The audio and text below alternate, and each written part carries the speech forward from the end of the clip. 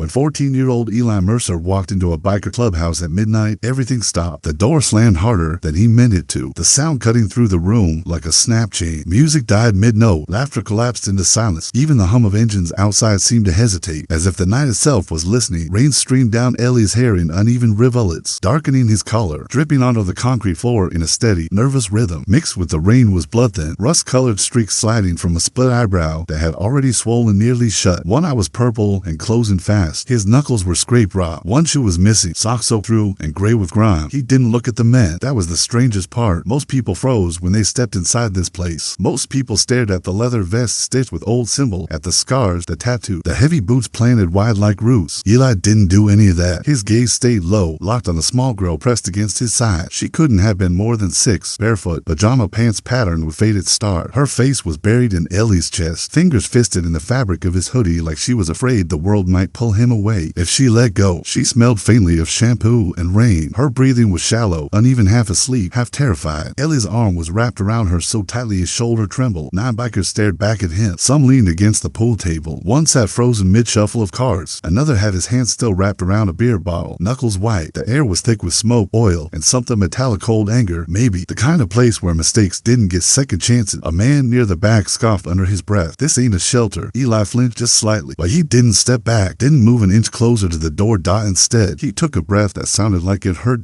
Then he spoke. Please, he whispered. His voice cracked on the words, splintering under the weight of everything he hadn't said yet. Can you hide my sister for one night? The words landed wrong, too soft for a room built on noise, too fragile for a place where rules were enforced with fists. For a moment, no one reacted at all. It was as if the sentence didn't belong anywhere, had just been spoken. Hide. The word echoed. Not help, not watch, hide. The girl shifted against him, murmuring something too quiet to hear. Ellie's hand slid up to cradle the back of her head automatically, fingers gentle despite how badly they shook. A chair scraped faintly as someone adjusted their weight. Another biker exhaled slowly through his nose. Somewhere, water dripped from Ellie's sleeve onto the floor. Each drop loud in the silence. No one asked what he meant by hide. No one asked who he was hiding her from, because something in the way Eli stood there bloody, so barefoot, refusing to look away from the child clinging to him, already answered every question that mattered. And in that suspended moment, before anyone spoke, before anyone decided what kind of night this was going to become, the entire room understood one thing with sudden, uncomfortable clarity. Whatever had chased this boy to their door, it hadn't stopped chasing him yet. This was a place where knuckles solved problems before words ever could. The clubhouse breathed like a living thing, slow, heavy, dangerous. Engines outside ticked and cool, metal contracting with sharp little pops that sounded too much like bones settling back into place. A pool ball cracked against another, the sound snapping through the room like a warning shot. Somewhere, a radio hissed low, then fell silent when someone turned the knob without looking. Cigarette smoke hung thick in the air, layered and stale, clinging to the walls like it had soaked in over decades and refused to leave. It burned Ellie's already watering eye, but he didn't blink. He didn't move. He stood exactly where he was, like the floor might disappear if he trusted it too much. Kids didn't belong here. Everyone in the room knew it. Eli knew it too, especially kids like him, too thin, shoulders pulled in, body angled just slightly sideways like he was already bracing for impact. His eyes moved constantly, not darting wildly, but tracking exits, hands, shadow. The look of someone who measured distance instinctively, someone who learned to read rooms faster than words could ever help. The girl against his chest shifted again, her small fingers tightening in his hoodie. Eli adjusted his grip without thinking, placing himself between her and the room in a way that felt practiced, protective, final. There were 9 bikers watching him. Each one looked different, but the weight they carried felt the same. Leather vests stitched with patches that meant something, boots planted wide, bodies relaxed in a way that suggested they didn't need to rush. These were men who knew exactly how much space they took up and how to use it. The silence between them pressed in harder than the noise ever had. At the head of the long wooden table sat Marcus Grave Holloway. He didn't stand. He didn't raise his voice. He didn't need to. Grave leaned back in his chair, the wood creaking under his weight. His beard was gray and thick, his hair pulled back tight. A scar cut down his cheek, pale and smooth, like it had been there long enough to stop hurting, but not long enough to be forgotten. His eyes were sharp, clear, steady, stripping things down to what they really were. They settled on Eli.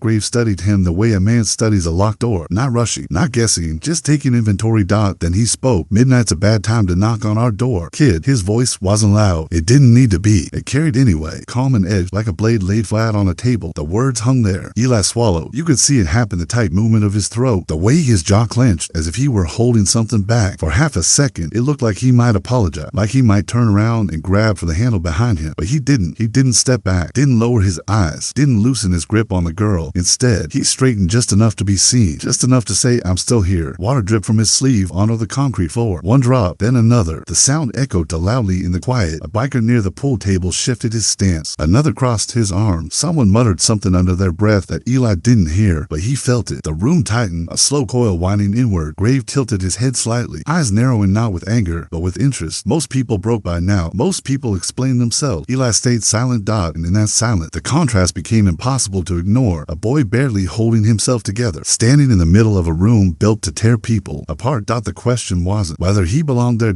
It was whether the room was about to remind him violently of that fact. Grave eyes flicked to the girl first. 6 years old, barefoot, pajama, pants tangled around her ankles like vines. She was standing there, pressed against Ellie's side, eyes half closed, asleep while the world held its breath. Her small face was pale in the dim light, lips parted, breathing uneven. Every little twitch of her fingers against Ellie's hoodie made him flinch, like he could feel the weight of the danger pressing in from all sides. Then Graves' gaze shifted slowly to Ellie's face. The blood and bruises hadn't softened the defiance in his eyes. They were wide, alert, but hiding something else, something older than his 14-year fear, yes, but tempered with a determination that made the room lean in quietly, even without realizing it. Who did that to you? Grave asked gently. Eli shrugged, the motion slight, almost dismissive. Kids who've learned not to trust adults always do that. They don't answer questions direct. They don't let themselves be read. They learn early that words can hurt as much as fists, sometimes more. Walked into a door. Eli muttered. The words were flat, empty, not quite a lie, but not the truth either. Just what he had been taught to say when adults asked questions they didn't need answers for. A pause fell over the room. Not heavy, not threatening, just waiting. No one laughed. No one snorted derisive. No one made a move. The room seemed to shrink, the air thickening, leaning toward him. Grave crouched slowly, settling himself so that his eyes met Ellie's directly. The height difference vanished. The leather and tattoos didn't matter anymore. Only the boy, only the small girl pressed against him. Try again, Grave said, calm but insistent. Eli clenched his jaw so hard it cracked faint. His hands shook, not from fear alone, but from holding back a storm he'd been carrying along. He swallowed. Something wet ran down the side of his face. Whether blood or rain, he didn't care to notice. She cries when he drinks, he said quietly, voice so low it could have been mistaken for thought. And tonight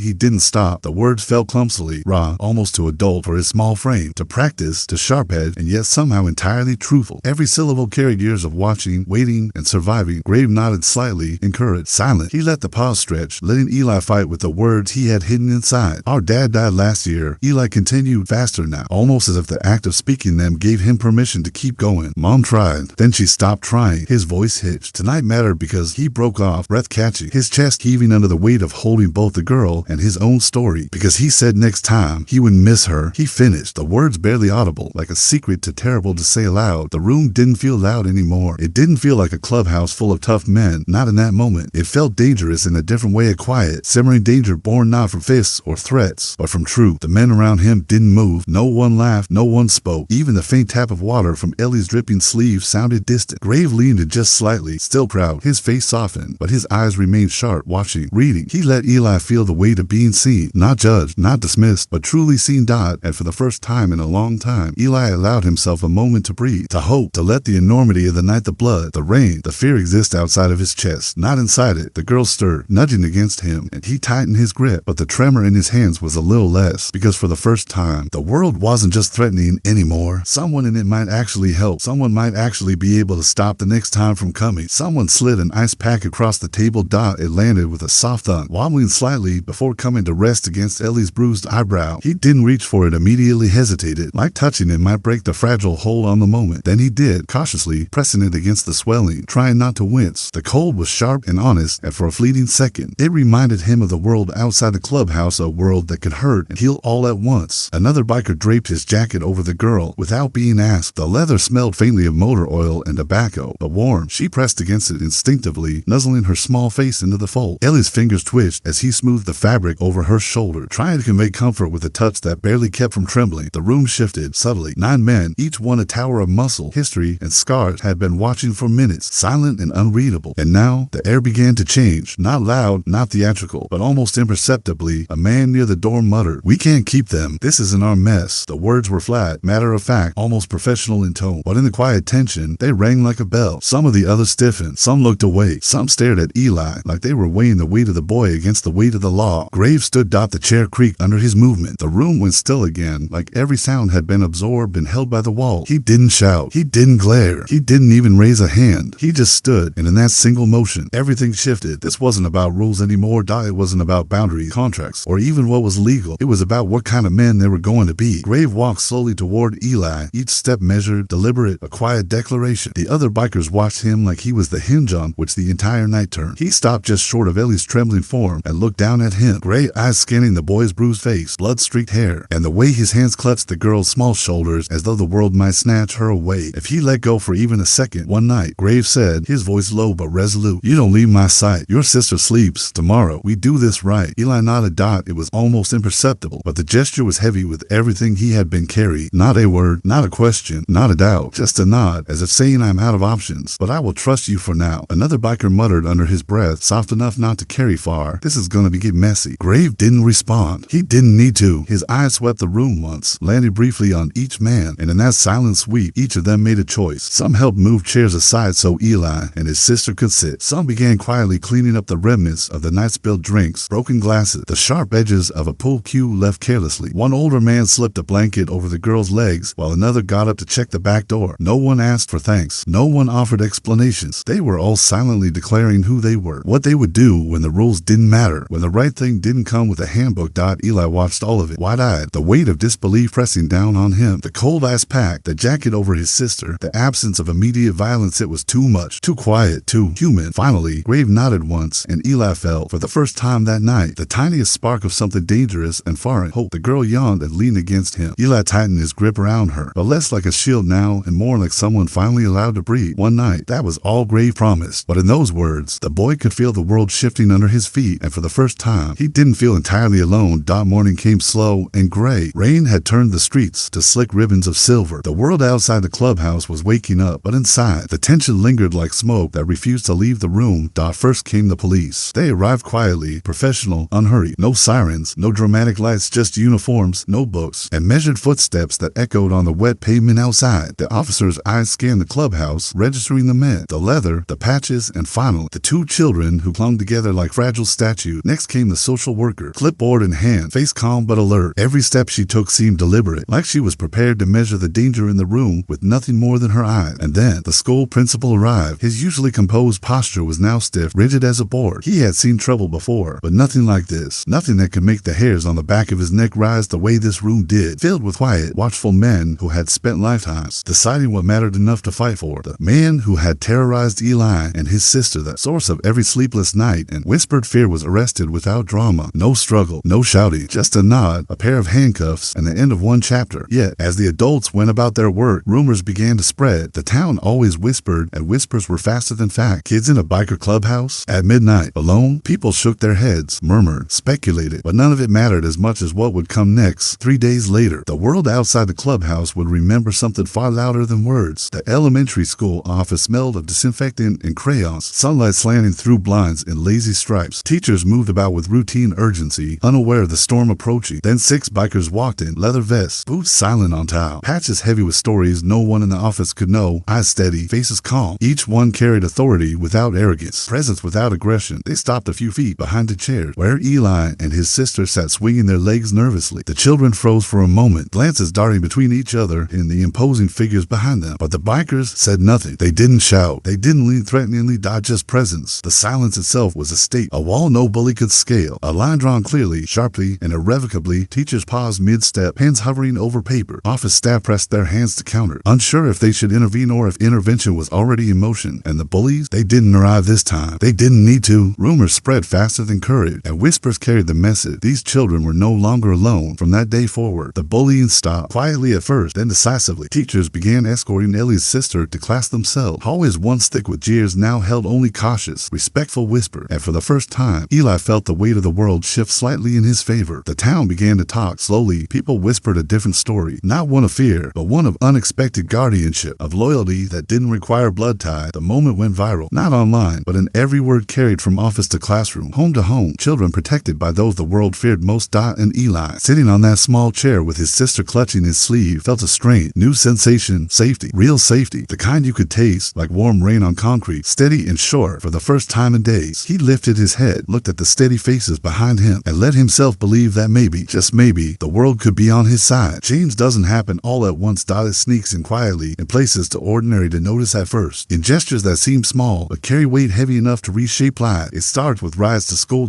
Eli sat perched on the back of a motorcycle, helmet too big for his head, the wind slicing past him sharp and cold. The girl clings to him, small and silent, as Marcus, careful and steady, guides the bike down slick streets. Engines roar, brakes hiss, but somehow, for the first time, Eli feels a pulse of safety in the chaos. The ride itself becomes a ritual, a marker of days passing, a bridge between fear and normalcy. It happens in math homework done at a grease-stained table. The clubhouse has become a second home, not because it's been sanitized or safe in the way a house might be, but because people show up. Marcus leans over Ellie's shoulder, tracing a triangle with a thick finger, murmuring, "Try it this way." Someone else quietly folds clean sheets, then pauses, glances at the children, and sets them aside, letting them breathe. Lessons are small, numbers on paper, but each correct answer builds confidence. Each struggle shared between bikers and child slowly fills the emptiness left by neglect. It happens when Marcus quits drinking after 20 years. The first time Eli notices, he's fixing a small dent in a motorcycle tank. Marcus's hand shakes slightly, not from guilt, but habit, the old rhythm of reaching for a bottle that's no longer there. Eli watches from a corner, unsure whether to comment. Then Marcus mutters, more to himself than anyone, "Someone's watching now," and he leaves the bottle untouched. A small act, invisible to most, monumental in its meaning. It happens in the silent victories of everyday life. Eli learns to sleep through the night, no longer flinching at every creak of the house, no longer curling into himself when shadows fall. His sister's small body relaxes under blankets, no longer startled by raised voices, no longer gripping his hoodie as if the world might snatch him away. They discover normalcy in fragments, breakfast without chaos, laughter that isn't forced, quiet walks where neither needs to brace for impact. It happens in subtle glances and unspoken rule. A biker nudges the girl gently to the front of a line, letting her take a small victory. Another adjusts Ellie's collar, straightening him just enough to show pride. Silence becomes a language, one that speaks louder than words, louder than threats, louder than any fear that had followed them to the clubhouse that night. It happens when trust grows like a stubborn seed. Eli begins to speak, not just words about school or homework, but about thoughts, ideas, questions he had buried beneath worry. Marcus listens. Grave listens. Even the men who were once distant, shadows in the background, start to care, not out of obligation, but because showing up has meaning now. Their presence becomes the scaffold on which Eli and his sister rebuild what had been broken. Days bleed into weeks, weeks into months. 1 year becomes 2, 2 becomes 3.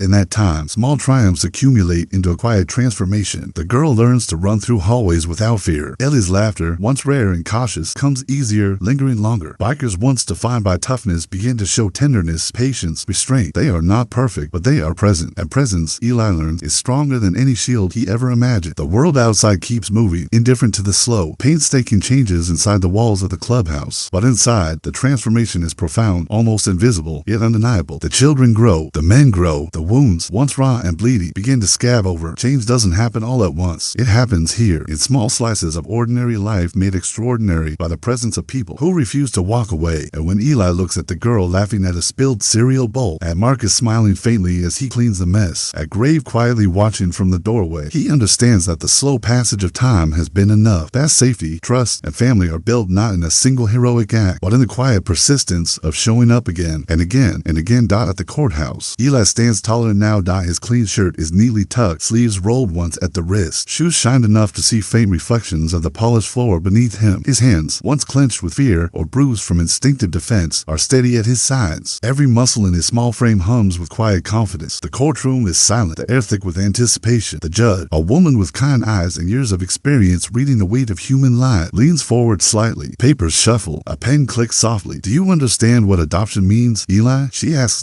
Eli nods. It's a small gesture, but in it lies the entirety of his journey: the fear, the running, the nights spent clutching his sister, the hours spent in the warmth and quiet defiance of the bikers who had shown up when no one else would. He nods, but the nod carries more than understanding. It carries trust, hard-won and deeply rooted. He glances briefly at the back of the courtroom, where Marcus, Grave, and the other bikers sit quiet, patches muted under long coat, faces solemn but proud. They don't shift, they don't whisper, they are present, and their presence, unwavering, has been a shield longer than anyone has realized. The judge waits a moment, letting Eli collect himself, and then he speaks. "Family isn't who you're born to," he says. The courtroom is still. No one breathes too loudly. Every ear leans forward. It's who answers the door when it's midnight. You're scared. The words hang in the air, simple, sharp, and undeniable. The memory of that night, the rain, the split eyebrow, the barefoot sister clinging to him, the biker standing quietly behind him floods the room without a single visual. Every listener can feel it. Eli takes a breath. His sister, small and quiet in the witness seat beside him, looks up and squeezes his hand. She doesn't speak, but her eyes say everything she cannot. Relief, safety, trust, love. Marcus leans slightly forward, jaw tight, his lips pressed into a thin line, but the faint twitch at the corner of his mouth betrays him. Grave sits straighter in his chair, chin lifted, a single gray streak of hair falling over his brow. He doesn't wipe his eyes. He doesn't need to, because in Ellie's words, in the room's absolute stillness, all the gratitude, all the love, all the fear, all the protection has already been expressed. The judge smiles softly, eyes glistening. Do you have anything else to say, Eli? She asks gently. Eli glances around the room once more, at his sister, safe and smiling faintly, at the bikers, unflinching and steady. And he speaks again, voice low but strong. Some people think family is just a word on paper. He says, but it isn't. Family is the people who show up, even when it's hard, even when it's scary, even at midnight. The words ripple outward, filling the space more fully than any official statement could. And for the first time in his life, Eli feels whole. His sister leans against him. He wraps an arm around her shoulder, not because he has to protect her from immediate danger, but because the habit has become natural, a mark of the love that grew in the cracks of fear and neglect outside the courthouse. A quiet crowd has gathered. Some whisper about the bikers, some about the courage of the children, but no one rushes in to interrupt. The world, at least for a moment, honors the gravity of the transformation.